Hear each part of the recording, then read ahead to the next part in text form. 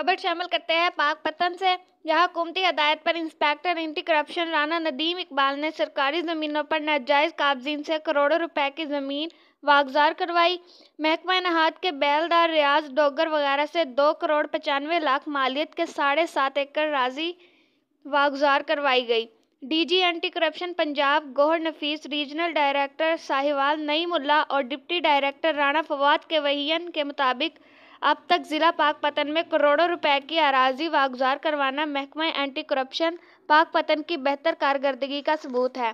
SNN से गुफ्तगू करते हुए Rana Nadeem Iqbal anti corruption inspector ने कहा, राणा साहब, अपने नाजायज़ तजावज़ात के खिलाफ क्या कार्रवाई अब तक अमल में लाई गई? बिस्मिल्लाहिर्रहमानिर्रहीम।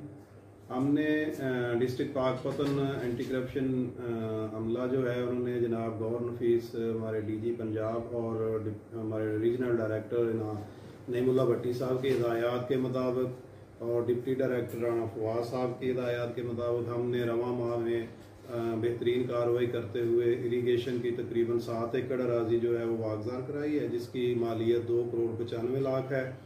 इसके अलावा पिछले महीने में हमारी जो वागज़ार कराई गई ज़मीन जो है उसकी भी मालियत करोड़ों में है।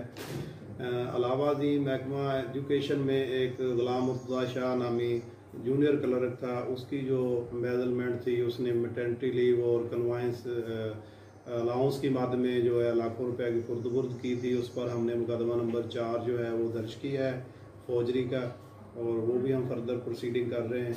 इसके अलावा दीगर जो भी नजायज़ काबज़ीन हैं उनके खिलाफ कार्रवाइयाँ जारी हैं।